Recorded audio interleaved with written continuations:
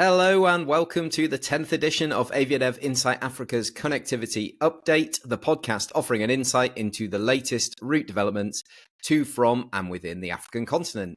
I'm Jon Howell, CEO and founder of AviaDev Africa, a platform dedicated to supporting the development of new air routes to, from and within the African continent. So it's been 6 weeks since the last podcast.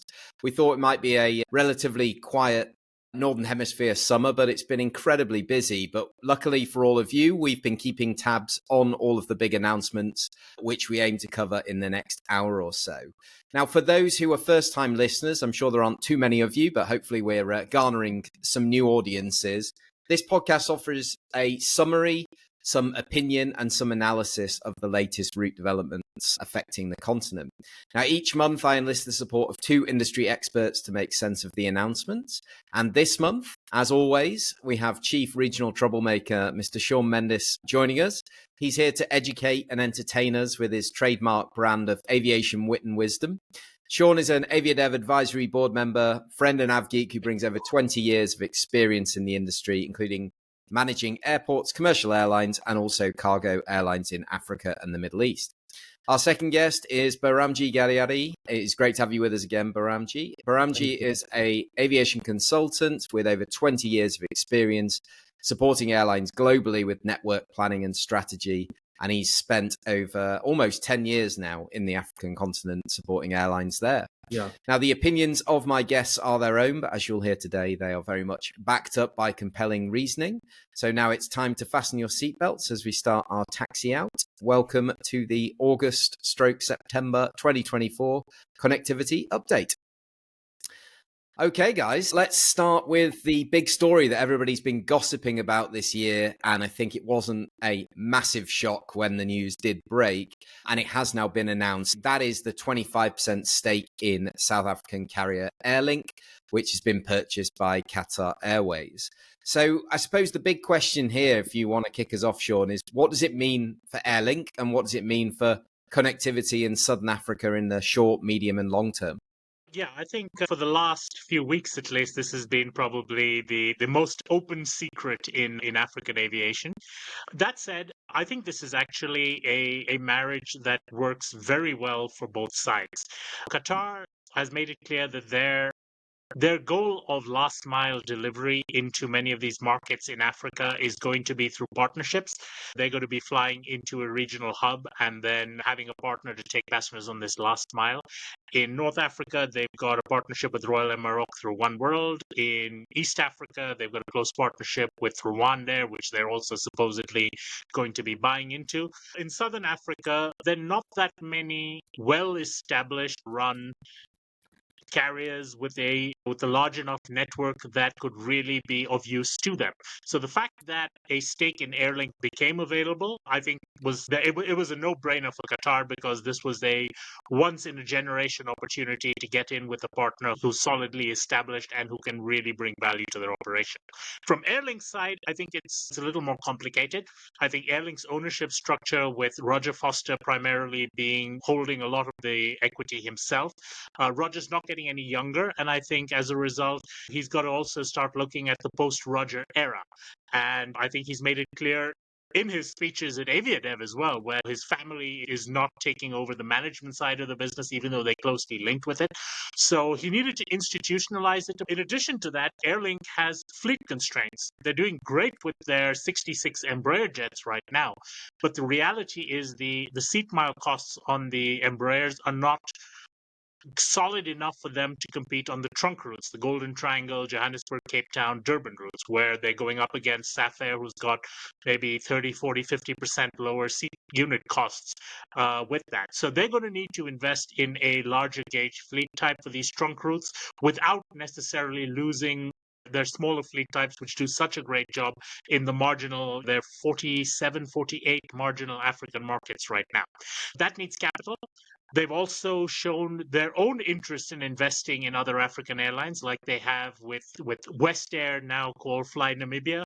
And again, that's something which expands the Airlink's own brand in a franchise model.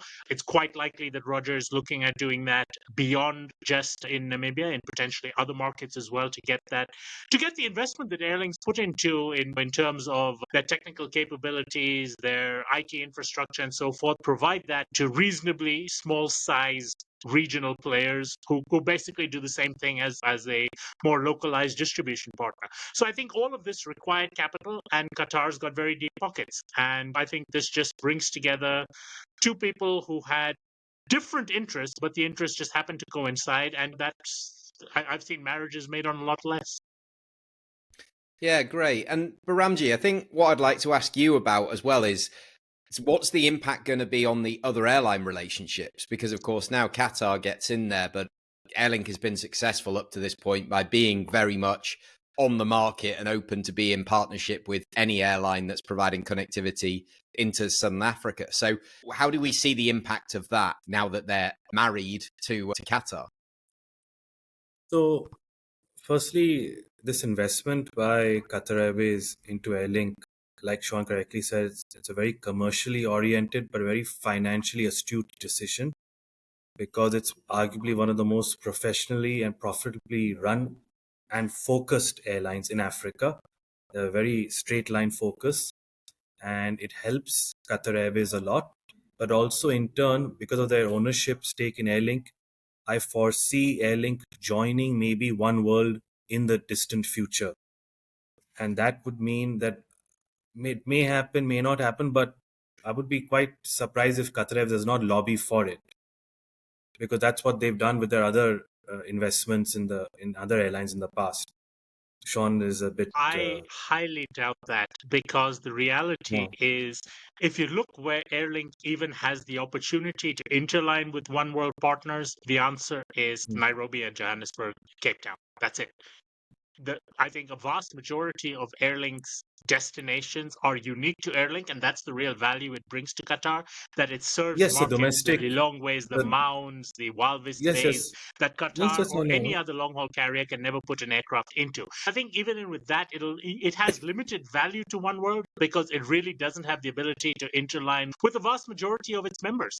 A majority of One World members are not flying into Africa.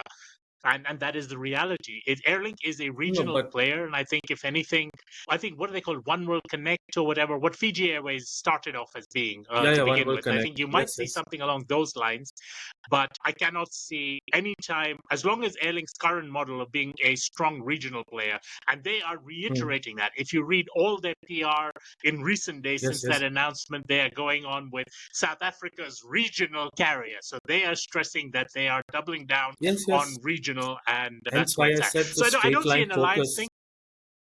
I expect to see Airlink being pretty much agnostic, like BMI used to be. BMI was a Star Alliance member and was partly owned by Lufthansa Group for a while. And at the end of the day, BMI was perfectly happy to carry 20, 30 codes on a flight if they could find enough partners to code share with on it. So I expect to see similar with Airlink. I think they're alliance agnostic at this point, just because Qatar's taking in a minority stake. Let's stress this. Qatar is just going to have 25% of this. It's not like it's a controlling stake or whatever, like SAS or ITA, or one of those with a significant controlling ownership. This is a small ownership stake. Airlink is not going to change significantly. I think from the biggest change we're going to see is a change in the flight timings in terms of Qatar's morning Johannesburg arrivals and Airlink's morning bank. I think we might see those timings shifted 20 minutes each way to be able to create a better buffer for connectivity. Flexibility is there for Johannesburg because they operate 3 daily flights. And Airlink also has multiple daily flights domestically and to certain regional cities. So that helps a lot from Joburg. But also, like you correctly said earlier, I also foresee Qatar giving Airlink in the future some of their older aircraft to upgauge capacity on domestic routes, especially aircraft which Qatar may not see the need for in the future. For example, like the MAX 8s or the older A320s. Knowing how Roger Foster thinks, he would prefer the older A320s because the capital acquisition cost or the leasing cost would be much lower versus a MAX 8. So that definitely I would foresee. I had Sorry. this same discussion on Air Insight with Addison Schoenland yesterday, where we were discussing the Maxes. And Qatar's current Max 8 surplus has been given off to Indigo, where they are Yes. running India to Qatar on wet lease right now. And the Yes. question was, do we see a potential for potentially that in a winter schedule to be deployed, similar to the way South African Airways has deployed their Turkish The wet Sun leases Express. into the South Yeah. African domestic market? Is there potential to bring in winter capacity of these larger gauge narrow bodies in from Qatar into Airlink and see how that does? And I think the potential is there. Now, whether that's going to be Max's, you're right. I don't think Roger's the kind of person who goes in for that. In fact, I know he's not. I've had this discussion with him. And I think from Roger's perspective, he finds the utility isn't enough. You can run 6, 8, 9 hours a day in utility on those trunk routes, but that's not going to be enough to be able to depreciate a brand new Max 8 or similar. So an older A320 to fly 6 a.m. to 10 p.m., that's the kind of stuff which has been proven works in the South African market. It can complement the rest of Airlink's fleet and business strategy pretty well. So yeah, it's a possibility. As I said, there's really no downside I see in this marriage for now. I think both sides come into it with tremendous value that the other side can bring, both in terms of finances, assets, route network, and so forth. Yeah, I think it'll be exciting to see how this plays out over the next few months. Yeah, I think, as you've said, Rogers made no secret of an in time having to upgauge the fleet, look at larger aircraft for those trunk routes. And it is A320s from Lift, it's 737s from Safair. And the product's very nice, apparently, with Lift. I'm going to fly with them in a couple of weeks for the first time, but it is an incredibly old A320, or should we say well-matured A320. So like the product that they're competing with isn't a brand new product, but it is obviously a larger gauge aircraft. So if they can get those from Qatar, like you say, it's a brilliant sort of partnership. I suppose the only question I had is, we know about the 25% is the maximum allowed under South African law in terms of the ownership. For now, yeah, which is slightly unusual. Normally it's 49.9, right, in most countries that have those rules. We know that's the situation. But I like to bring analogies back to football. There was a stake bought in Manchester United by Jim Ratcliffe, but it's not a controlling stake, yet he has control over the footballing matters. That would be the equivalent of Qatar coming in, putting in less money, but saying, no, but we want to have control over your network, your fleet, etc. Now, that obviously is not the case. Roger wouldn't accept that, I'm sure. But what kind of influence are they going to have? And how does it work with their other investments? How much of a say do they have in what is happening at Cathay or British Airways or the other ones, Rwanda Air, obviously, to come, etc.? I don't see, if Qatar Airways is smart, they're not going to do too much. They've had passive investments in IAG and all their other airlines for the most part, where there may be stuff happening behind the scenes. They're going to have 2 seats on Airlink's board, so obviously they'll have some say in strategic decision making for their 25%. But look, Airlink is not an airline that needs to be turned around. Airlink's doing just fine on its own. I think Airlink just needs a nice thick cushion of cash behind them, which now they have. They need long-term certainty in terms of management consistency, which now they have. And they need the access to fleet and things like that, larger scale procurement, which now they have. If it ain't broke, don't fix it. And I don't really see Qatar doing much. Qatar's actually been pretty hands-off in all their investments that they made historically, whether even that was the ill-fated Air Italy or their Al Maha experiment that never was in Saudi. They were arguably a bit too hands-off, because when things were going south, they didn't correct it. And Airlink's not that. Airlink and Qatar, it's 2 adults getting married, not someone cradle robbing or anything similar. But that's the difference, right? The difference is they're investing into a ship that's sailing fine rather than an Air Italy or whatever. So they've learned the lesson, they've had their fingers burnt, and it's a case of, we want some investment in this and we want to be part of that story and we want some say in this. But we've lauded them on this podcast that since 2020 and since the pandemic, Qatar have really done a lot in Africa in terms of its connectivity and its energy that it's put in. Since Hendrik left Emirates and went to Qatar, Emirates has fallen behind in Africa and Qatar has taken up. And I think you've got to give Hendrik, there's the common ground there, and that's Hendrik. 2 thumbs up for him. Chapeau, Hendrik.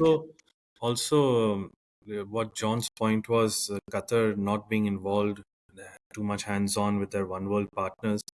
The only thing that they've done a bit aggressively since COVID has ended is they've made their One World partners fly into Doha, like Iberia, JAL, Malaysian, British Airways with extra frequencies. So this way it helps because Qatar Airways also is facing problems like all other airlines with pilot shortages, aircraft delivery shortages. So this way they have their partner carriers, part of One World and IAG, do their bidding for them. China Southern also is now flying into Doha. Airlink, though, will not be doing that because Airlink has no wide bodies, nor will Qatar wet lease them a wide body, so that's not going to happen.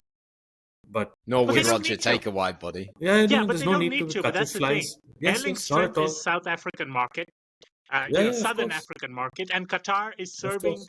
the markets they can with strong there for OND, Harare, Lusaka, Maputo, Johannesburg, Cape Yeah, Town, Durban, etc. And the ones that they're not, that's what Airlink's there to provide preferred and well coordinated feed. And I think that's just what you don't have to eat the entire buffet. Just help yourself to what yes. you're hungry and what you need right now. And a limited overlap with Rwanda, right? Because obviously where Rwanda is based with its Yeah, it doesn't network. conflict at all. There's no Yeah, conflict of interest at the all. only route they're going to compete on actually is going to be, I think it's Cape Town to Vic Falls, isn't it? Harare. No, the Harare to Cape Town is the only route that they're going to compete on because Airlink flies that and Rwanda flies it as a Fifth Freedom. But other than that, they're not actually competing head to head on any routes. So it's not a big deal. And remember, Rwanda is a basket case. This is an airline that still loses 200 million euros a year.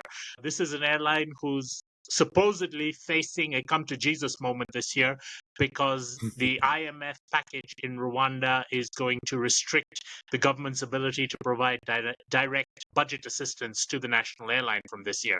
So I think, if anything, that's going to be what pushes Rwanda to finally close this deal with Qatar Airways, which has been 5 years in the works. 2019 is when they announced it. So literally, it's been 5 years while this Airlink deal has been done in 6 months. months or less Yeah. for all practical Well, purposes. there's a big difference in the ownership structure there. One is private, one's an entire government. country, Yes, and one's there's other profitable and things. one is not.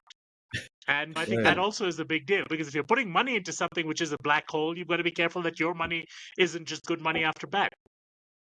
Yeah, it's a much more simple transaction, though, in terms of what they're doing in Rwanda is a big investment because they're talking about the airport. There's other lines of cooperation between the governments. It's more of almost a national strategic partnership. But I think the thing that's fascinating that we will be watching is if you look at Qatar's network, if you included Rwanda and you included Airlink and Qatar's routes themselves, they are rapidly becoming the connector and would be giving Ethiopian a run for their money or whoever it may be. If you think about their network and you had some sort of ownership in those routes, it's quite interesting. It's interesting, but I don't think for all Qatar's growth, Ethiopian, as we will see when we get to that sector of this podcast, is growing faster. And Qatar is treading water and it's making ground on the Emirates. Etihad is an afterthought. When we're looking in terms of that, I think Qatar versus whichever Saudi player eventually winds up taking Africa seriously is probably going to be the real long-term battle with Emirates and Turkish. It's Ethiopian and then there's everybody else. So let's not think that certainly there's going to be some pressure on Ethiopian, but this is not something that ET is shivering in their boots. Oh my God, Qatar bought 25% of Airlink. Nah. Yeah. All right, let's Behramjee, go on, last word. Point. I foresee, and I will not be surprised eventually if the South African government, through lobbying from Mr. Foster, gets the Qatar Airways or the foreign ownership stake in South African Airlines increased from 25 to 33%. I don't think so. 49% will this happen. This is a complex scenario because if you look at it, Airlink is actually the ones who are pushing to challenge Safair's ownership 25% cap. And Roger has been open about it as well. He's not saying it in as many words, but he's open enough to say that his goal in this is to test the law and its compliance with the law. So I think Roger's perfectly happy if they insist that Safair has to change their ownership because that puts Safair at disadvantage. And he's perfectly happy if the law says that, all right, we can increase that law because that puts him at an advantage. So it's heads you win, heads I win, tails you lose. And it's four-dimensional chess, and Roger's a master at that. Yeah, and it can be an incremental investment. So they've invested to the maximum amount right now. If that rule changes, Roger can turn around and say, Yes. would you like some Exactly. more? Because we now Yeah, can yeah. offer you some more. So Yep. Okay, that's what I fantastic. wanted to say. Let's park that one. Spent It is half an hour on fascinating. Airlink alone. Yeah, absolutely. Let's head over to East Africa, but let's not yet go to Ethiopia. And we're going to talk about Uganda Airlines, because just after our last podcast, about 3 days afterwards, they announced 3 new African destinations: Harare, Lusaka, which are going to be served 4 times a week on a triangular service, and then Abuja is going to be added to the network twice a week from September the 12th. So are these good routes? Are they a good fit for the airline? Behramjee, do you want to start? You tell us about this one. So I'm just looking at the numbers that I can see. It is Abuja, Harare, and Lusaka. Am I correct? Correct. Yep. Yeah. So Harare to Entebbe, the market size is about 8,000 passengers point to point, and for Lusaka, it is more, 12,000 passengers. So the point-to-point market demand is there, and and this is without any stimulation. So they can definitely help stimulate the market more. The CRJ 900, which they have, is ideally suited size-wise to operate this sector initially, and I hope that is the aircraft being used for it. It may not have that much baggage capacity, but that's not the main point right now. The main point is to just get their feet wet in the door. And for regards to Abuja, to be frank, they're using A330-800 via Lagos. Am I right, Sean? A320 right now, the wet lease A320 will launch it. But weren't they going to change it to a 330-800? Eventually, yes, because right now the 320 wet lease ends at the end of summer schedules. So right now Okay. they've got it on the 330 beyond that, but depending on how they decide to go forward with the narrow body in the winter, we'll see what happens. So yes, Okay. it's a tag to the So, Lagos flight effectively, and it's a marginal market. But given the fact that they've got that they've got capacity to spare going into Lagos already, they need to tag somewhere. Abuja is an easier. It was probably between Abuja and Accra, and given where their chief commercial officer hails from, and the fact, and to be just completely honest, the yields from Abuja are better. So if you're smart, you go into and Abuja and pull much the money less out of there. competition. There's Yeah, no Kenya Accra Airways. is, I mean, 28 There's no international Rwanda carriers there Air. right now. Yeah. Yeah, you're not going to play that game. And I think you've talked about point to point, but the reality is, and this is based on what Uganda Airlines has said publicly, in fact, what they said at AviaDev, is that their goal is not as much just serving point to point to and from. Their goal is to make Entebbe Connect to into Dubai. maybe not Dubai of East Africa, but definitely into a small size connecting hub. So the point of these flights is going to be that they're going to cross feed each other. They're going to feed the Mumbai flight. They're going to feed their Johannesburg flight. All of these are going to feed each other, and that gives the an regional incremental East value to the hub African traffic. destinations. Yeah, and the East African destinations, which is their home market, Somalia, Kenya, everything else that they fly to. But what's also interesting, and which is the rumor that's been sitting there, but we know it's got legs, is London. And they've made it clear that they're seeking London. I expect that we will have some clarity on this probably within the next couple of weeks, because we're at the slot handback deadline. They had applied for slots at London Heathrow for this winter, which they did not receive, nor did anybody. No airline received no new entrant airline received slots at Heathrow for this winter. So it's not like Uganda was being singled out or anything else. Heathrow is full. But because they applied for Heathrow, for some reason they chose not to apply to Gatwick. And as a result, they did not get Gatwick slots. Now, we know that Gatwick is getting some handbacks. The slot handback deadline is at the end of August. So there will be slots that become available at Gatwick. I've seen from handbacks that have already been announced that the potential is there that they could be handed these. I think they're ready. They've got the lift. They've got the political will to do this. It's just a case of how quickly can they get all the ducks in order, whether that's slots and permits and all the other clearances that you need, in time to be able to launch it ahead of the Christmas period. And I think they're already running very late for this. But like most government airlines, sometimes the imperative of getting it done is more important than the commercial imperative. So I hope they don't screw it up too badly. But I think as soon as that door cracks open slightly, they're going to push their way through it with all the efforts. And look, when money doesn't make an issue, and money isn't an issue for them, they basically the end result is more important to them than the profitability of it. So it'll happen.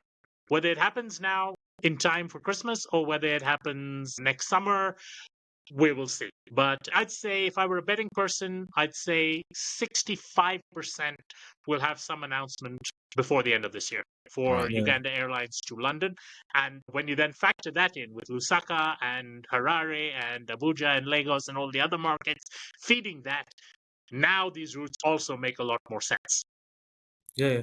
So one interesting fact, Entebbe to Abuja, point to point, is actually nearly 50% higher than Entebbe Lagos over the last 1 year.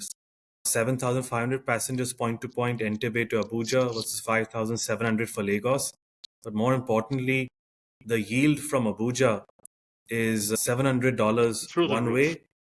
Yeah, versus Lagos being $450 one way. Obviously, that's due to less competition. So that way, it's yield-wise and definitely competition-wise, it should be decent for Uganda Airways, as long as they can offer convenient connections both ways. So Yeah, let's see, hopefully, and plus the cargo in the belly will also be an increment factor, especially inbound cargo into Nigeria. I don't makes think they're going to have loads that of much sense. capacity on the A320. As long as Then it's running on the when it goes to a A320. 330, when it goes to a 330. Yeah, but then the problem with the 330 is they're never going to be able to make money on it. And once they deploy Yeah, London, that we know. the 330, they won't have the spare capacity on 330 because the 330 will be running London and it'll be running Mumbai. And so between two airframes, they're not going to have spare capacity to be able to do this. It'll depend on their London schedule, but let's see. I think the Lagos-Abuja route is optimally suited to a small narrow body, and I do expect to Oh, see, yes, of course. if not Agree. renewing the deal with Global, they'll probably put together another lessor probably from Europe over the winter. And that's a good balance where you get a European lessor for winter schedule and a South African lessor for summer schedule. I think that makes sense until they finally decide to place their orders with Boeing and Airbus or Boeing or Airbus. Yeah, there was plenty of those ACMI wet lease lessors at AviaDev that are very interested in the African market in the Northern Hemisphere winter. So I'm sure they won't be short of contacts and suitors that can provide the aircraft if they don't continue. One last thing I'd like to say about Uganda. This is a non-airline related thing. Yes. This is an interesting story.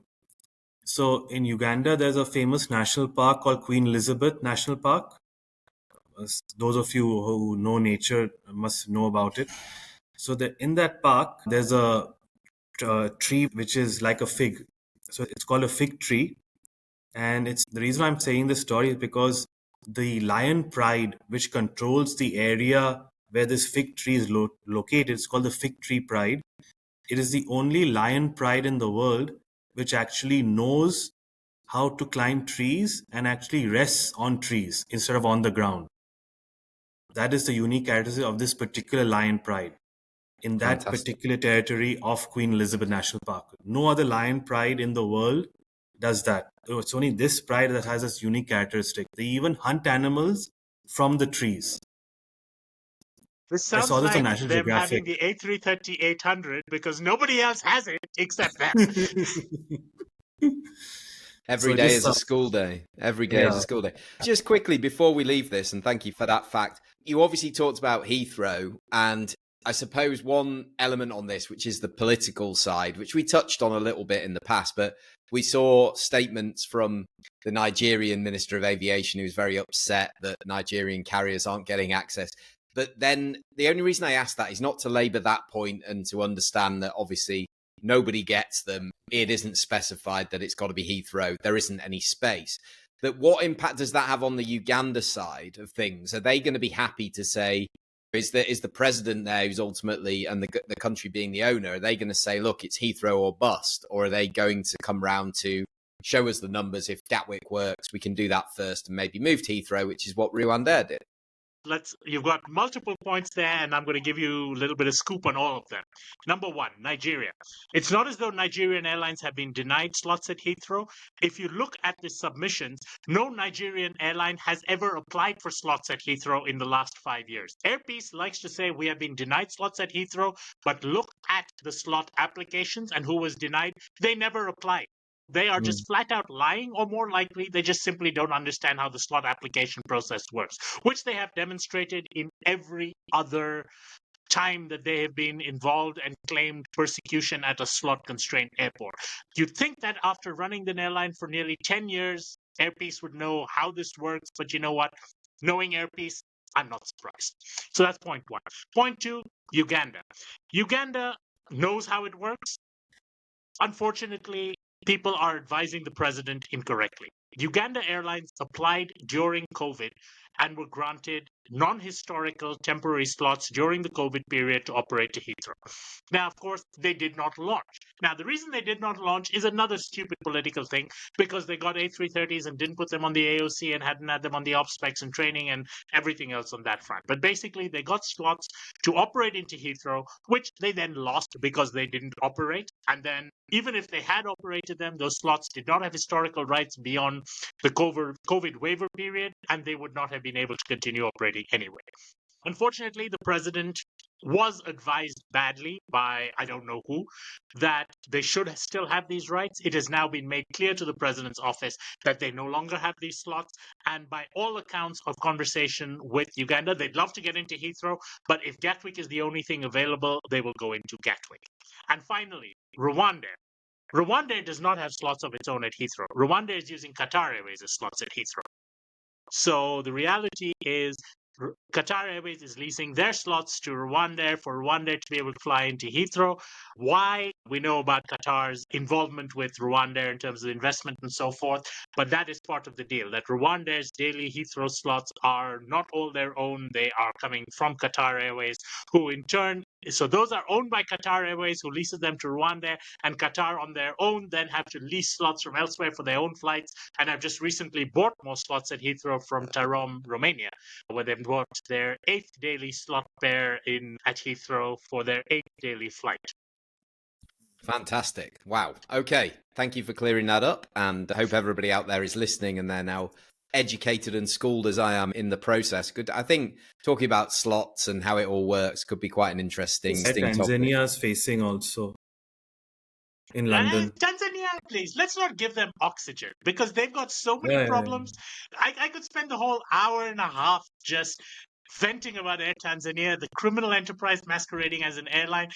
We'll come to them later, but seriously, let's not get my blood pressure up on this one quite yet. All right, let's go south and let's go to a really beautiful, amazing country, the biggest inland delta in the world, I believe, Behramjee, if we're going to do nature facts. And they received a new aircraft for them today, which was an Embraer 175, today being the 30th of August. That is Botswana, and that is Air Botswana, who've recently announced new regional routes to Namibia, to South Africa, Gaborone to Windhoek, Durban, Maun to Cape Town and Windhoek, Kasane to Cape Town and Windhoek, Johannesburg to Maun, Kasane, Francistown to Johannesburg as well. So many in this regional network, all offering 3 flights per week. So I'm really interested to know what you think of the scheduling, what you think of the fleet plan, what you think of the chance of success, because of course they've got the new CEO who's just come into the airline. We'll be interviewing her on the podcast in the next week or so as well. But it'd be great to get your thoughts on what they're doing, because these are quite big moves and it's great news for connectivity in regional Africa, in the sub-region. So they have, as far as what I saw, they added a 170 or a 175? 175. They have a 170, they've just added a 175. And also they have 45s, right? They have ATRs and they have a pair of E145s coming, I think, October, November. Okay. So for Air Botswana, their home market and the regional market, they don't need anything bigger than an E75 to begin with.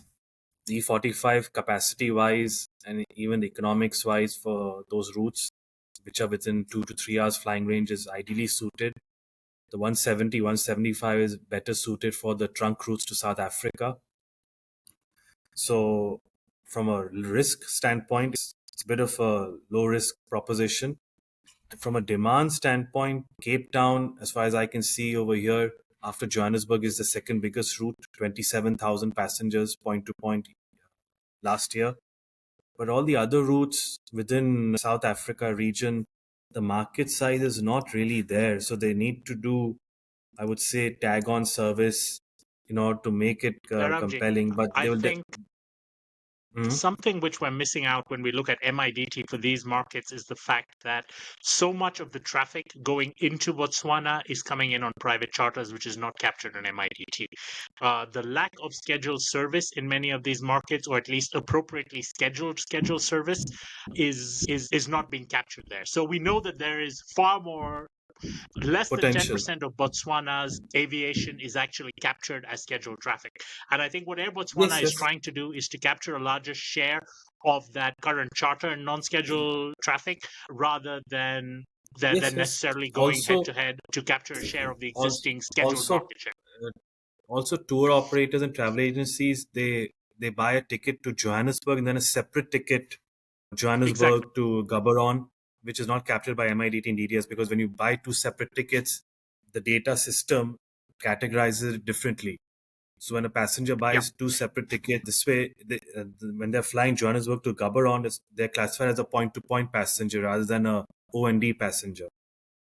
Absolutely. But let And me remember, just tell you Johannesburg that, to Gaborone is only a 4-hour drive, okay, 4 to 5, depending on which border crossing you use. But it's not as though this is that the local O&D traffic, other than business people trying to do a same-day round trip or whatever, the VFR yeah, traffic and all the other, the lower yield traffic, Johannesburg to Gaborone, just goes by bus because there's a bus every 20 minutes. And at the end of the day, I agree. I think a bulk of that Johannesburg Gap traffic is going from either higher yield business traffic or as you say, this long haul traffic on separate tickets or as part of a larger itinerary kind of thing, which is not accurately captured. But I'll say this as well about Air Botswana, and this goes back to my usual rant about government-owned airlines. This is an airline which has a huge amount of potential, but it's an airline which has lacked the ability to execute on whatever strategy it has chosen since time immemorial. As long as there's been an Air Botswana, it has been mismanaged and it has found a way to screw up all its potential. So you've got to hope and get new management. So potentially maybe things are not going to be as bad as they were before. The previous management wasn't bad. They just didn't have the resources. This management's going to have the resources, but we don't know if they're good quite yet. They're being aggressive. And I'm not the type who really appreciates aggressiveness in an African market. I think when you're coming from underwater, trying to be aggressive to fight your way out of it is a tremendous risk. And I yeah. think time will tell whether this is going to be, they're doubling their fleet effectively. And if is that going to pay off for them? We'll see. But I'm not entirely optimistic given their track record. And at the end of the day, this once again begs the question of should governments really be involved with this? Now, in Botswana's case, there is a good justification that tourism is such a strong strategic sector for them that the need to boost proper tourism connections and so forth is something worth spending tax money on. And I can accept that. But the reality is, I have my personal grudge with Botswana. They're not actually encouraging tourists. Yeah, But so a couple of also, bits just from my side, Behramjee, and I'll let you close it out. Just to say, obviously, the tourism side of it's really big, and the and it's high yield. multi-destination. It's not your It's backpack. high yield, absolutely. But the Namibian Tourist Board were doing a roadshow there last week, partly in combination with this announcement, etc., which I think is really interesting.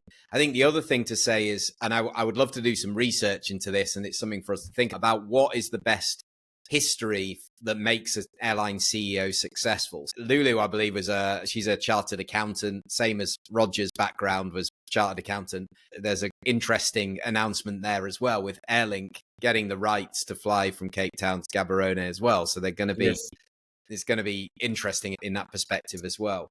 So we can talk about that one shortly, but Behramjee, you wanted to add a couple of things. Yes. So also remember the Botswana tourism sector, just like South Africa, tourism is also seasonal. It's not year-round tourism for safaris. So it's not like they're going to get Europeans and Americans coming every month of every year. It's mainly the IATA winter season that they get majority of their tourists. Now, number two, Johannesburg to Gaborone, the market size was 146,000 passengers last year, point to point. But as Sean and I mentioned, we expect at least not half, but I would say at least 1/3 of that being passengers who bought separate tickets flying into Joburg and then buying a separate ticket into Gaborone. Cape Town is number two with 27,000 passengers. And then number 3, 4, and 5, Lusaka is 12,000. Nairobi is 9,000, Harare 8,000, and Windhoek 7,500 passengers respectively. So what the government of Botswana need to do is they need to basically market themselves to the regional African markets, because those are the markets that they want to target, and they need to get some stimulation from those markets and get coming I into completely Botswana. agree. But the But you won't. problem is Botswana, for whatever reason, seems to have an irrational fear that the more they open up to Africans, the more the Africans are going to take over Botswana. And try being a Ghanaian or a Nigerian or someone who is applying for a Botswana visa, you simply won't get it. I thought it's difficult for me. I've been refused for 4 out of 5 times that I've applied for a Botswana visa. I've been refused, but at least I got it 1 out of those 5. I know Ghanaians who've applied 8, 10 times and don't get it. And that is just the reality. Okay. Yeah, fascinating, because next week they're hosting the Africa Tourism Leadership Forum in Gaborone. So that is a gathering of the high-end African tourism leaders. So I would expect The ones who Are can you get going for visas, that, because Jon? I'm sure some of them will be refused. Because I know for a fact that even with today's delivery flight, there were some visa issues, which I won't go into. Okay. Let's park that one then. Let's move on, because we're 45 minutes in. We've got loads to get through. Air Senegal, let's go to the west and let's go up north as well. Air Senegal, lots of turbulence, big cuts to the network, big changes to management, a heck of a lot going on. So I think if you want to fill us in on exactly what's happened to Behramjee, and then Sean will come in with a bit of analysis, that would be a good way to deal with it, I think. Sure. So Air Senegal, what they've announced in the last week was that they've got a new CEO who's going to in turn bring his management team along, I assume. He's a very good person. His name is Mr. Tijan. I worked with him for a few months in 2022 to do the Senegal Hajj project. He's very knowledgeable and a very good person also. So at least the good thing is he's very focused, disciplined, and he knows what needs to be done to steer Air Senegal out of trouble. The decisions he's taken so far is basically to cut unnecessary expenditure and route losses. He's decided to suspend JFK from middle of September and Central Africa from end of September. The main reasons for this is he wants to make the airline more operationally reliable. Because of the last few months, they've had a lot of AOGs, a lot of delayed flights, cancelled flights, etc. So he wants to just regain the trust of the passengers, especially the local Senegalese population, diaspora and locals, in order to have a more reliable network. Paris will be maintained for obvious reasons. That's the best performing route in the network alongside Conakry. And the main West African cities will also be retained: Bamako, Abidjan, Conakry, Nouakchott. New York, Casablanca will also be kept on, because Casablanca feeds the network very well and also a very high point-to-point market. So basically, right now it's a cost-saving measure that's being done for at least a year, and once operationally they stabilize themselves, then they will look at growing back. But he's a good person, and he's the right person for the job for the time being, because what has happened in the last 2-3 years after I left Air Senegal it's not worth talking about. It's a very sad case, what has happened after I left. Yeah. In terms Sean, of anything to No, add? no, actually, oh, yes. I'm going to say that it was actually a bad idea before you left as well. That's nothing to do with you. I think just the concept of this is what's their 5th national airline in 20 years. Air Afrique, Air Senegal International, Senegal Airlines, Air Senegal. Basically, any combination of the word air and Senegal has been already used. I'm more concerned about what they're going to name the next airline rather than whether this one is going to survive, because in all likelihood, it's not. This airline does not have the political backing to be a never-ending pit of money every national airline has been in the past, and it is a perfect example of why governments should not waste their money on national airlines. Okay, let's move on, because it's not a very happy story, that one, but we do have a happy story, or a more happy story, coming next. So we're going to head east again. We're going to head to Kenya, because for the first time in over 10 years, Kenya Airways have reported a profit. Very exciting. What does it mean? It's not a huge a huge percentage, but still it's something to hold on to. And the team there, we all know very well, have really worked very hard with what they've got. What does this mean right now? What does it mean for the plan going forward and their ability to do what they need to do, which is refleet or renew or whatever it may be? So do you want to kick us off with this one, Sean? Then Behramjee can jump in. Just one thing before Sure. Sean's, John, you must say net profit, not operating profit. Sorry.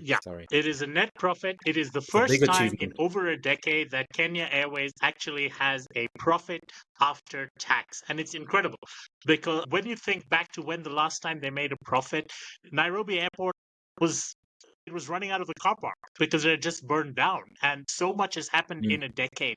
And to think back to how long it's been, it's incredible.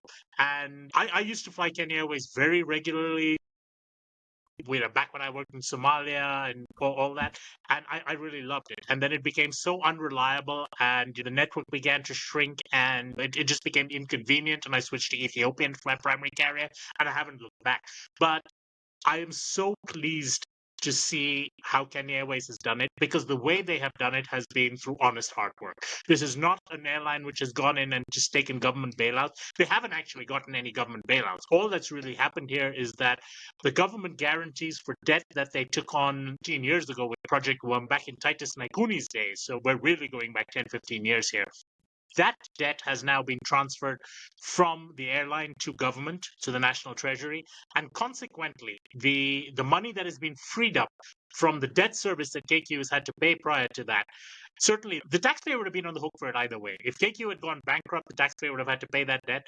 But the fact that KQ is still operating, they've been able to get rid of that debt. That's freed their hands just that little bit more to be able to do things with the hands.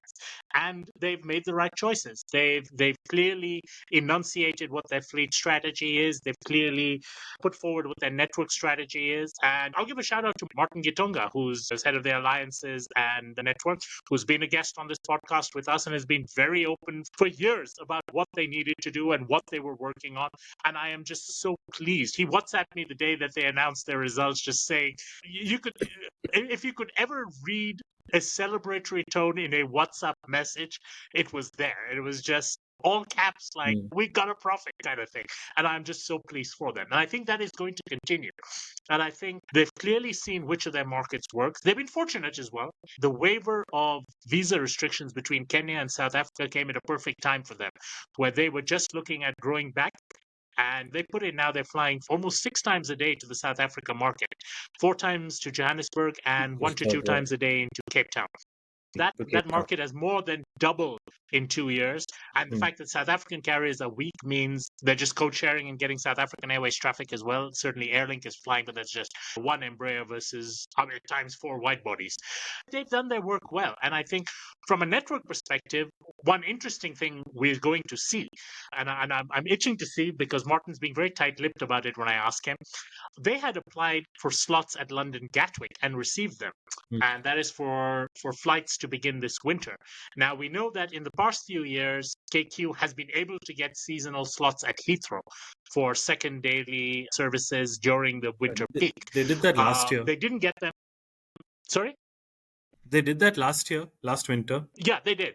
But they applied for the same slots, but they didn't get them this year.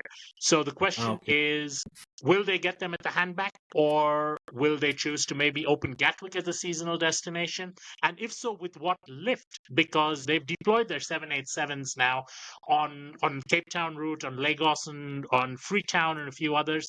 So they don't really have that many 787s left. They've got 1 wet leased A330. Will they bring in another wet leased aircraft? There's a lot of interesting questions. They've increased their JFK.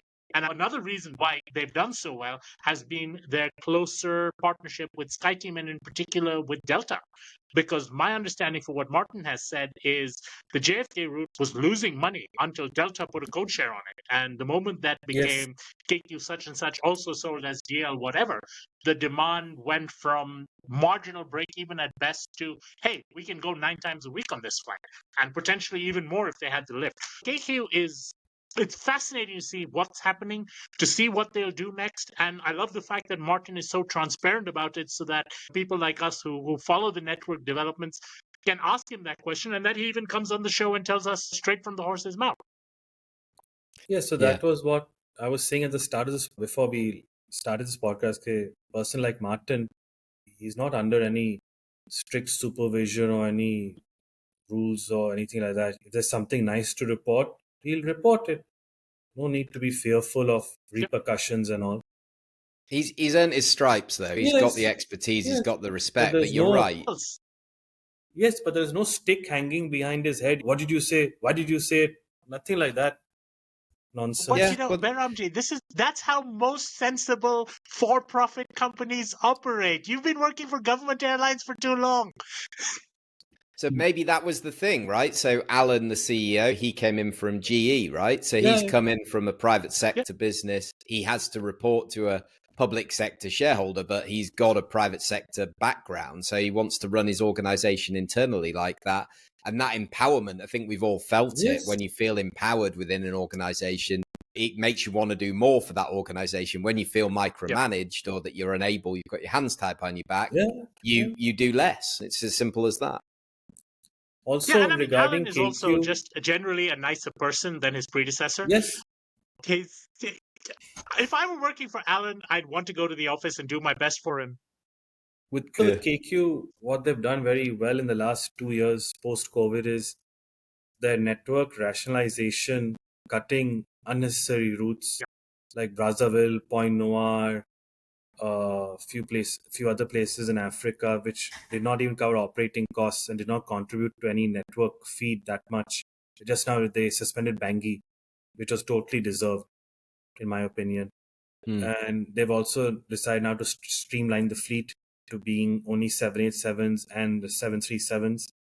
So, all these small steps being taken, they'll end up being paid off in the long run. And slowly you'll see that it'll become useful for them. Eventually, they will need to upgrade to a bigger aircraft because the 787-8, being the biggest wide body in the fleet currently, is a bit too small for a route like London and New York. So eventually, in the long term, they will need something bigger. I foresee, due to their SkyTeam alliance, maybe in the future, maybe in a year or two, they might think of launching Copenhagen 3 times a week and code sharing with SAS beyond. Because firstly, Copenhagen Nairobi point-to-point market is there. It's about 26,000 passengers, but it'll end up freeing a lot of capacity a lot of demand that's being driven via Heathrow or via Paris or Amsterdam to the other European destinations. Because via Copenhagen, they can get access into Madrid, Zurich, and Geneva, for example. Madrid, Nairobi, you'll be surprised to know in the last year, 39,000 passengers flew point to point, and nobody flies it. And they have a code share with Air Europa now. SAS will open up Scandinavia for them, as well as many other Western European markets, plus northern UK, which also they can do via Amsterdam. So I will not be surprised if at least Copenhagen served on a seasonal basis, maybe initially 3 times a week, and then expanded to year-round service. So again, a lot of the demand is during the northern winter season, which is the IATA winter season. So it all depends on how they can get more wide-body aircraft. What I read last week on CH Aviation on KQ was the CEO announced they're looking to dry lease one more 787-8. Or was it 2 units? 1 or 2, Sean?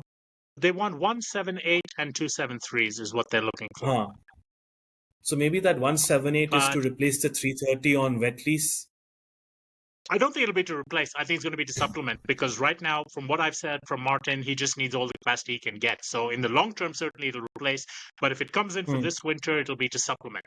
And my understanding, again, unrelated to any of these sources, but from what I've heard, actually not what I've heard, from what people have asked me, is they might be looking at some of the units that Norse is getting rid of, even though some of those are 9s with Rolls engines. I don't know how that would fit in with the fleet commonality. Norse is getting rid of 8s. Multiple people have asked me that. No, Norse announced officially. With GEs or Rolls engines? That I don't know, but Norse announced officially in their annual report 2 days ago when they released their half. Yes, all the 8s. Okay. But then the problem is, as I said, I've been asked that, I know anything about KQ and getting the Norse frames. If they're dumping the 8s, then that's a clear possibility. But the problem with the 8s is it doesn't have business class of Norse. The configuration. Yeah. But if you look at the routes that they're operating, the 787s, not all their routes necessarily need that business class. If you're looking at some of these routes like the Dubais and the Joburgs and things, they can easily make it work with an all economy, high density, and a premium economy type product. So I wouldn't necessarily That's rule that also out. Their high true. fly product where the 330 is running is not the world's greatest business class anyway. And to be fair to KQ, while they've kept their routes operating, some of the aircraft are a bit long in the tooth, and they're not always the most pleasant flying experience. But yeah, I think for them, having the aircraft rather than what kind of aircraft is more critical right now. And if they get it, it's there. And just one other thing, just to add to the Kenya thing, which is going to be interesting. AirAsia, they're coming. We've Oh discussed yeah. this ad infinitum, so we won't go into AirAsia. But the dynamics of Nairobi, assuming AirAsia actually launches, the dynamics of Nairobi to Asia are going to change significantly. And how KQ responds to that, whether they're going to just wait it out and let AirAsia lose and then pull out, whether they're going to match it, whether they're going to try and differentiate themselves on baggage allowance or premium product on whatever else, I don't know. We haven't seen that response yet because we haven't seen the entry yet, but I think it'll be interesting to see how KQ's eastbound strategy goes. Certainly India is there. They're losing their dominant position on India to Kenya to Indigo. I haven't seen the actual figures for 2020 because we've only seen the part year of 2023. But I wouldn't be surprised for 2024 to see Indigo already as number one in that market for the O&D Kenya to India. And with Air India also potentially increasing frequencies in due course into East Africa, I think KQ, India gold mine is becoming less of a gold mine, and potentially the Southeast Asia and China gold mine might also start draining away to AirAsia. So they're going to have to respond to it. It'll be interesting to see how they do.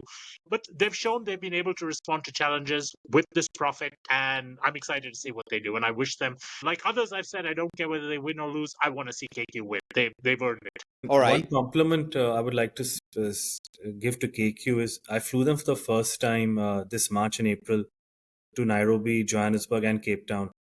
Their Embraer E90, the seat comfort and the seat pitch was actually much, much better than Ethiopian 737 MAX 8. My knees were not hitting the seat in front of me, and I'm 5'10", whereas on Ethiopian 737 MAX 8s, the leg room is very cramped. So, I won't disagree with you that it's not an uncomfortable aircraft, but I've also, in probably about a dozen or more flights on their Embraer 190s, I think I can count on one hand the number of those that have actually been on time. And in fact, coming to AviaDev last year, my plane went tech in Nampula, if you remember, John.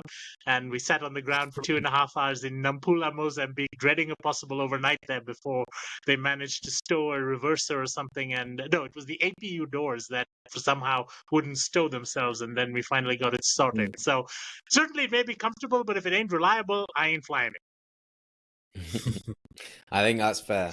All right, we've still got quite a bit to get through. We got 15, 20 minutes left. So let's dive straight into Ethiopian, because this is quite a big one. Now, we promised ourselves before the call, we're not going to go into huge detail with each one. Anyone that jumps out that we think, oh, there's something really interesting, we will do that. And we might do a focus on this in the coming podcast, because we could do an hour and a half just on this. But I know that you guys have got the list of all the network changes, including some new stuff even came in today. I'll hand over to you to run through it. I think Sean's got his pencil at the ready, and then anything that jumps out, go for it. Okay. So last podcast, we covered a bunch of Ethiopians' early announcements for this winter, but they are constantly making more additions and tweaks and here and there. So this is basically stuff that has just come up in the last few weeks alone, including 2 new announcements today. So let's start. Chennai in India will increase now to 4 weekly frequencies, but more interesting for scheduling gigs over there is that 2 of these frequencies now come off the afternoon third bank. So that's a whole new different set of connectivity for Chennai. And the beauty of it is, even though it's increasing from 3 weekly to 4 weekly, it's actually being able to do so because of the scheduling change with half a less aircraft. What was previously taking up a whole max airframe to run 3 times a week is now taking less than 3/4 of an airframe to run 4 times a week. So that's a huge plus. Karachi in Pakistan, which previously ran, again, similarly to Chennai, overnight and then sat 20 hours on the ground, has now become a daytime flight where it leaves Addis at 9 a.m. and comes back at 9 p.m. And because of that, their Karachi operations have also gone from requiring a dedicated aircraft throughout the week to an aircraft now that less than half an aircraft required to operate this. Additionally, we covered that they're adding daytime flights to and from Rome in the winter schedule on weekends. So to connect from those flights that come in from Rome, they are adding flights to and from Zanzibar in the third bank on Friday, Saturdays, and Sundays. They're adding overnight flights to Zanzibar as well on days Wednesday, Friday, Saturday, and Sunday. So Zanzibar is now going up to, I think, 17 times a week. Dar es Salaam is going up to a third daily frequency, also off that third bank, so leaving Addis at 3 p.m., coming back at 9 p.m. Kigali is going up to its third daily flight on that third bank as well, so that was previously running only 3 or 4 times a week on the third bank. That's now a daily flight as well. They are adding a second daily 777 to Dakar and Bamako on the night bank, which is a huge amount of capacity. And I know Behramjee is going to have a lot to say about that one when we give him a chance to. But 2 777s a day now, Addis, Dakar, Bamako, but that improves connectivity to and from African markets in particular, and also is able to do this without adding more aircraft. It simply takes aircraft that were sitting on the ground, and instead of leaving them on the ground for 12, 14 hours, they just fly that plane more. Abidjan is getting 4 more weekly services, so now going up to 11 weekly services, some of which continue onward to Conakry, some of which continue to New York JFK, and these new 4 services are going to be 737 Maxes, again off the third bank. Dhaka in Bangladesh, that's the new one which has been announced today. That is 6 weekly 787 services starting in November, and that is going to be also off the third bank. So that third bank schedule. now, it's a Split schedule. schedule. Either the arrival or the departure is feeding the third bank. So the key is that it's timed for the third bank. But the key now is that this third bank is really become a powerhouse with all these additions, because you've got flights to and from on different days of the week. Johannesburg, Rome, Dar es Salaam, Mombasa, Entebbe, Dhaka, Zanzibar, Kigali, Mumbai, Delhi, Chennai, Tel Aviv, Istanbul, Mogadishu, Djibouti, Juba, and Asmara. Assuming that, of course, the Asmara flights don't wind up being cancelled, which is something that is another whole story that might be happening at the end of September. But that is a network better than pretty much any other African carrier as their number 3 bank in Addis Ababa. And it's incredible because almost all the expansion on this bank has been through utility, through smarter scheduling rather than just adding planes. And another good bit of news for ET, which I just saw this morning, is that they've just taken delivery of yet another 737 MAX today as well. ET Bravo Alpha Oscar, which I think is like the 20th or something like that, 737 MAX, with 2 more left for delivery this year. So it's strength to strength, and we can, for everything that Kenya Airways is doing well, Ethiopian just does consistently and does so at literally 250 times the scale. Anything to add, Behramjee? Yeah, hold on. Okay. So, majority of what ET does across the network, I'm in favor of, as they do it quite realistically and quite thematically. However, this increase of double daily to Dakar with a 777 via Bamako, according to me, is guaranteed to be a financial disaster. Guaranteed. There's no 2 ways about it. Because of 2 very simple reasons: demand and supply. The Dakar and Bamako demand eastbound to East Africa, South Africa, Middle East, Asia is not that big to begin with. Number 2, they're using a gas guzzling 777-200 LR on the route, which the costs are quite significant. Yes, the aircraft utilization goes up quite a bit, so that helps. But at the end of the day, you don't just add capacity onto a route just to increase your aircraft utilization, especially on a wide-body aircraft of a 777-200 LR caliber. Even if they did it with a double-daily 787-8, it's still too much capacity. And the only thing that is good by flying double-daily Dakar is the Bamako-Dakar point-to-point market segment, which is very big, 150,000 passengers. So they'll be given an option of a daytime and an evening flight. So they will definitely take away majority of the market share from Air Senegal, Air Mauritania. Who else flies that route? Yeah, only those two. So that market share is definitely going to go all to Ethiopian. But like Sean and I know, Ethiopian a lot of times also announces flight increases, and then closer to actual delivery time, they reduce their flights. For example, Sean remembers very well how they restarted, canceled Jakarta a few years ago. Secondly, regarding Dhaka. Now, Dhaka is an interesting ad, but flying 6 times a week initially from day one with a 787-8, according to me, is a bit too much. I know Sean mentioned to me earlier on, along to you, John, they're taking over the United Nations flights, which are twice a week. The good thing is it's a split schedule, so it connects USA in both directions and Africa in both directions, so that incremental feed is there. But still, starting Dhaka 6 times a week with a 787, when Dhaka, Africa market demand, which will be their primary market, is not that big.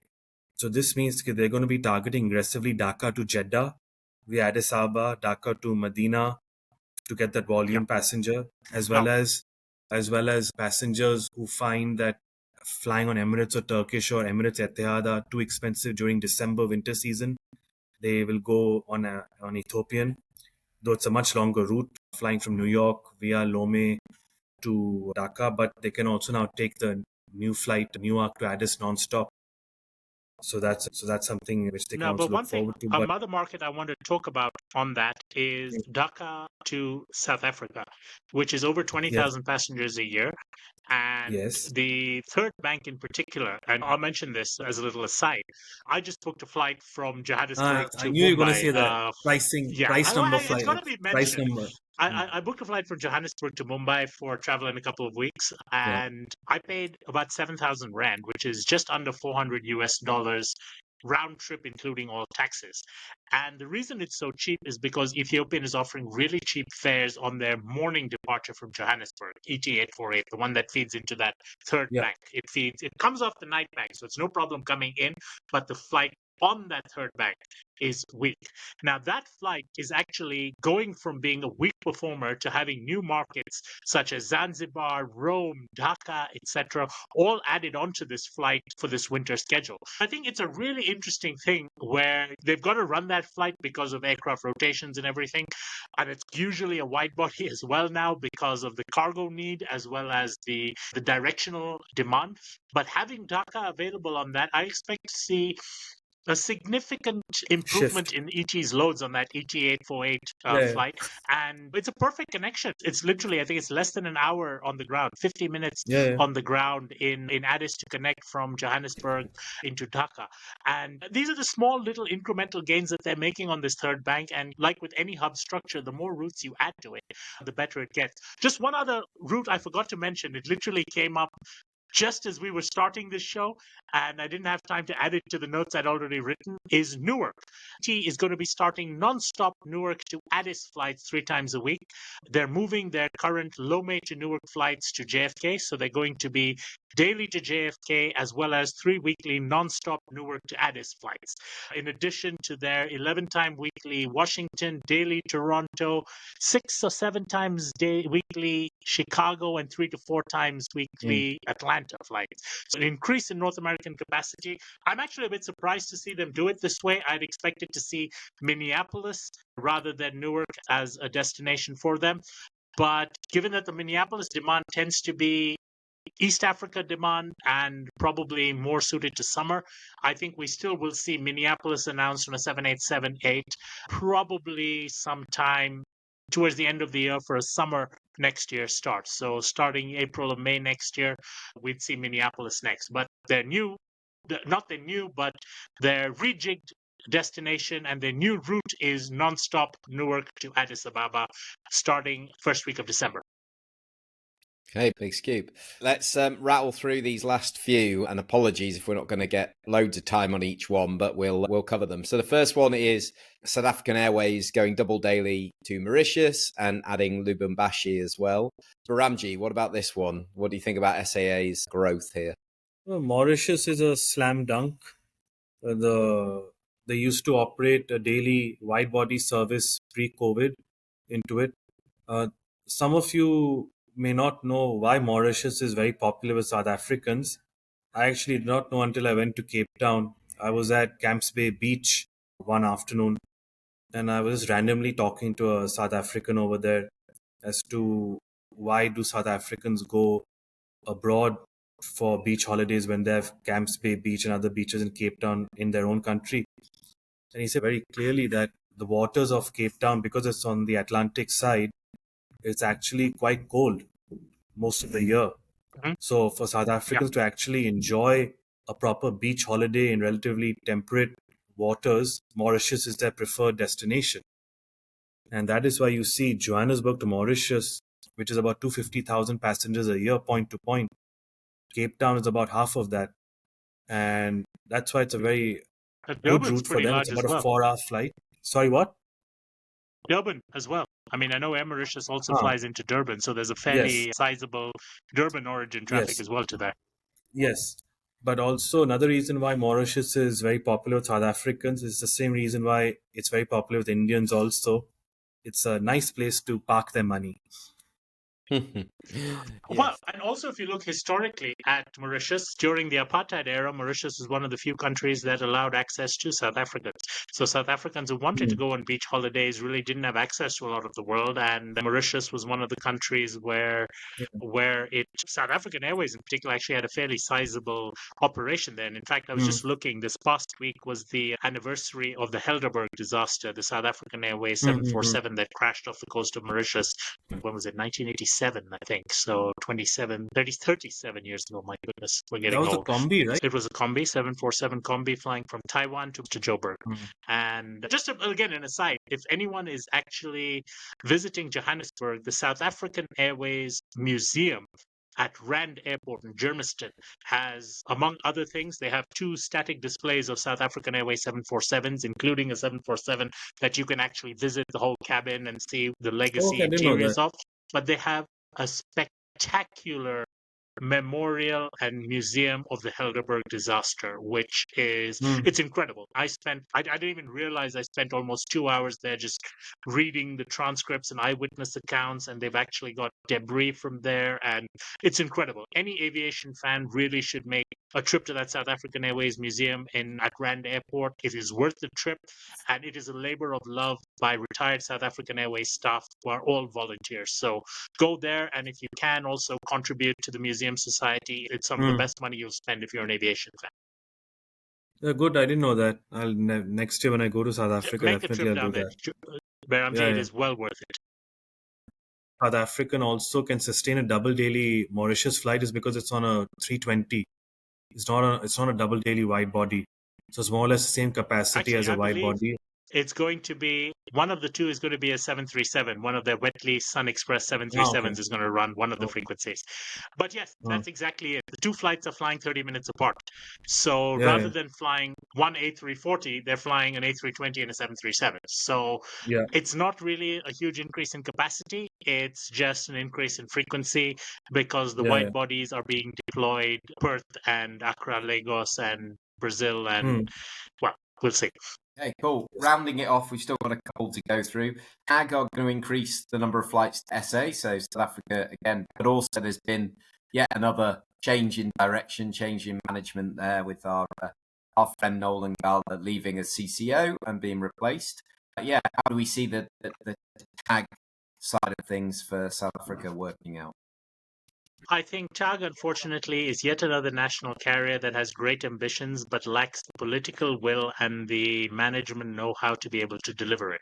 And unfortunately, they've changed management every second year, maybe third year in a good year. And while we saw certainly controversy as well as one step forward, one step back from the previous regime under Eduardo. He's out. Noel came in as chief commercial officer. Noel's out. It does not inspire confidence in me. They've got a lot of aircraft coming, new toys to play with. And to this point of time, they seem to have lacked a consistent strategy on how they want to deploy their network, how they want to create a hub, which is what they've spoken about, but done nothing to really substantiate that. They've announced routes like Durban, which had never launched. They announced routes like Accra, which lasted less than a month or two before they cut that route. I genuinely, I had hopes that maybe TAAG would turn things around under Eduardo, under Noel, but it's much of the same. And fine, they're let's see how long it lasts. But I'm not optimistic. I wish them well, but I don't think it's going to change anything. They're just going to have newer toys and are just going to be a basket case, as they have been for time immemorial. We'll see. I'm going to speak to the new CCO. Yeah, one thing about TAAG I would like to say, I don't know if I mentioned this on a podcast a few months ago or not, but when we were at the Embraer Summit, John, you and I, in Cape Town, I met a very senior person over there who's involved in aircraft, meaning legal stuff with aircraft.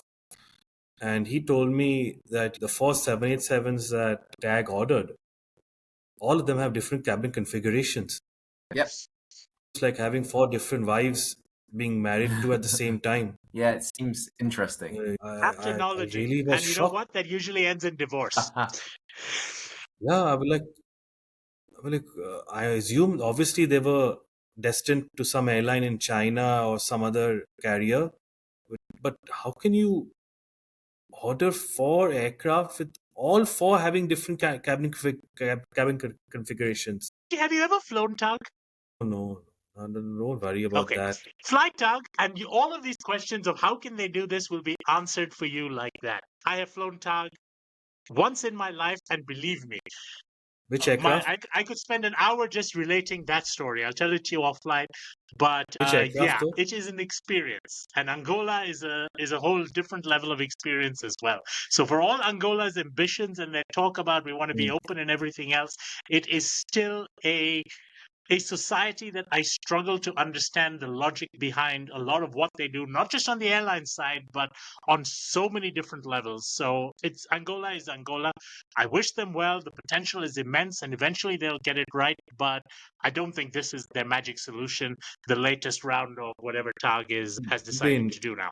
They've invested a lot on advertising in CNN because the last few weeks I've been seeing a lot of Angola tourism ads on CNN between 6 and 7 p.m. Oh, yeah. And it's not like a 10-second ad, it's a proper 30-second ad about Angola's landscape, nature, blah, blah, blah, blah. Big push. Hotel prices every day much easier to get, but it doesn't change the fact it's a very expensive place to visit. So forget about being very expensive. They don't have the infrastructure to support tourism. So it's all well and good to say we are visa free, come on in from 100 countries. Okay, I've come in. Now what the hell do I do? Seriously, you go to the Corniche or whatever the waterfront in Luanda is, you pay $400 a night for a substandard hotel, and do what? There is a limited amount of infrastructure to discover these gems that are in the interior of Angola, the nature, but everything else. And it's cart before horse kind of thing. And certainly when the new airport opens, maybe they'll have better infrastructure to be able to deliver service. But the current airport it's miserable is optimistic for it. At peak times, that airport is dire. There's a lot of Angola is not there yet, and Angola's got a long way to go. And the way they keep going in circles with the national airline, that's not happening. They're going in circles, not making steps forward. I think it's a beautiful country, but you've got to have access to it and affordable, and these are things that are particularly challenging. Okay, last couple of things. Air France suspending Accra, Behramjee. Yes, one should not be surprised with Air France suspending Accra. They fly it 3 times a week, and the original flight was routed via Ouagadougou. So the very fact that it was routed via Ouagadougou and could not be sustained by itself, the red flag's going to arise from that. Plus, the point-to-point market is not that big. It's about 37,000 passengers. Their SkyTeam partner Delta is increasing capacity by 40% from November onwards, and a lot of the Air France traffic is also transatlantic and UK bound. BA is increasing to 10 times a week from this winter, and SkyTeam already has KLM operating to Accra, and they're going to be operating a larger 777 this winter. So it won't have that much of an effect on the Air France network. Yes, to some it might be a surprise, but it's no big deal for them. They're using the airplane to increase Phoenix and to maintain Ottawa as a year-round destination on the A330-200, which offer arguably better returns for sure. So overall, no big deal. All the traffic that was being flown by Air France will just get rerouted via Amsterdam or direct from JFK. Yep. Yeah, I think you're absolutely right. Delta, Air France, and KLM have the transatlantic joint venture. So the passengers across the Atlantic were anyway shared revenue. Whether they fly on a Delta flight, whether they fly on a KLM flight or an Air France flight, the money was being shared up by these airlines. Despite the fact that frequencies are, well, the frequencies are not being reduced because Delta, as you mentioned, is going up to daily A330-900s, which was last winter, I think, was 4 weekly 767-300s. The reality is, even though there's no increase in frequencies, there were 14 frequencies across Delta, Air France, and KLM last winter. We're going to have 14 frequencies again, but that's 14 frequencies on larger planes. So as a result, even though Air France is out of the market, the Air France Delta KLM joint venture has increased capacity in the market. So it's actually an increase despite the fact that they've suspended the rule. Great. Okay, we're not going to labour this one because we talked about it, but Etihad Nairobi's back up for sale. We've talked about that, so we'll talk about that on... Let's leave it for now and let's talk about that on a future podcast as it gets a bit closer to actually launching. It's up for sale, but will it actually fly? That is TBD. Let's revisit it when the plane's actually in the air. Probably. Yeah, and also they're restarting with 4 flights, not daily flights from the onset. Yes, that's different. Absolutely. They're restarting with right now they have 0, and that is where it is till we see a plane actually fly. Yeah. That is true. Next point. Air Tanzania have said Dubai, Zanzibar, and obviously new 787 for Air Tanzania. So I think, Sean, you wanted to say a few things about Air Tanzania. Yes, they are launching a flight from Dubai to Zanzibar, but they're not launching a flight from Zanzibar to Dubai. Don't you love it? They are flying from Dubai to Zanzibar, but to get back to Dubai, I don't know, you get yourself a dhow and pedal your way back, or you connect via Dar es Salaam or whatever else. And I cannot imagine that how in the year 2024, how any airline thinks that they're going to be able to compete in a market flying one way. One way. You go there. What goes up must come down. Not with Air Tanzania. What comes down must find its own way back. It just blows my mind how this airline continues to take new toys like their brand new 787 Dreamliner, which they have no clue what they're going to do with. So just before we finish, one for you. So I tell you how I really feel. One for you, Behramjee, is Fly Gabon, obviously, is going to launch, which is AviaDev and the government of Gabon getting together. AfriJet have done an interline with Air France to this market. It's a rebadging, is it, of AfriJet? Yes, just to give some people the background, AfriJet is one of those few African carriers, privately owned, very focused, very disciplined and profitable carrier. Their main profits come from flying domestic Gabon flights. They have one fleet of ATRs only, which they use for domestic Gabon and to Libreville, Cotonou, Brazzaville, Point Noir, and Kinshasa. The yields are very high for them because they dominate the local Gabon point of sale market and they're not on the GDS. Basically, their CEO, who's a French guy who's been with AfriJet for the last decade, he's been appointed as the new chairman of Fly Gabon. So everything goes through him, and which is a smart thing that the government has done, because at least he'll keep a lid on many things and won't let them expand unnecessarily or recklessly, let's put it that way. They signed a recent interline agreement with Air France for domestic Gabon and a few other regional cities. So let's see how that works out. They'll have to go through some GDS eventually to get that interline up and running. But yeah, it's something that the government wants to invest in. And so far they've done something smart by getting the AfriJet team to take over. As long as the Frenchman is there, I forgot his name, Mark something. Yes. Fajoli. Yeah, as long as he's there, I would be reasonably confident that things should be stable. But once he leaves and once the Gabon government appoints their own local people without aviation knowledge to run the show, that's when the ship will sink very fast. Because unlike market like Cameroon or Congo, Gabon is not a big market to anywhere. Like the biggest market is Paris, which is 80,000 passengers. That's it. What I do know, and which they've announced officially, Fly Gabon, is that they're going to be launching Johannesburg from this winter season onwards using an A320 wet lease. They announced that on LinkedIn 2 weeks ago. Sky, I don't know if it still flies that route nonstop, but Sky used to fly the Joburg to nonstop 3 times a week. And the market size is about 23,000 passengers, point to point. So the market demand is there, and I'm sure AfriJet will connect via Libreville to Douala, Yaoundé, Cotonou, etc. in order to make it work. But yeah, that's the update on Fly Gabon. Yeah. Fly Gabon is a classic African example of a solution looking for a problem.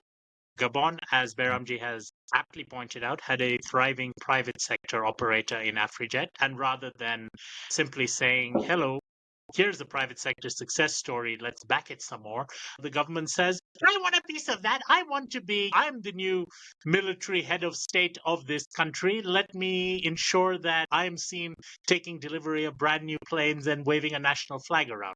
It is a solution looking for a problem. And unfortunately, that is what so many African national carriers are all about. And while it may be run appropriately, it simply shouldn't have existed in the first place, because anything that it is doing, AfriJet could have done without having to set up a new entity with all the jobs for the boys and everything else that goes with it. So I'm sorry, but it may not be a horrendous failure, but its mere existence is an admission of failure. All right, last one, because we haven't mentioned it, but we're going to mention it again because we thought it was a done deal, which is Emirates to Nigeria. We heard it's coming back, but we're not sure now. Exactly. So for the benefit of those who've been listening to every single episode so far, we thought we'd put this one to bed last time because Emirates had announced their return to Nigeria from the 1st of October. But now that Emirates is selling tickets for their return to Nigeria, it seems the Nigerian government is upset that they're selling tickets only in US dollars. And they are threatening to stop Emirates from being allowed to do this. And Emirates has made a public statement, as well as confirmed to me by my sources within Emirates, that if Emirates is being forced to sell tickets in Nigerian Naira again, and run the risk of getting back into a situation where they have hundreds of millions of dollars trapped in Nigeria, in Naira, losing value every day, they will simply not fly the route.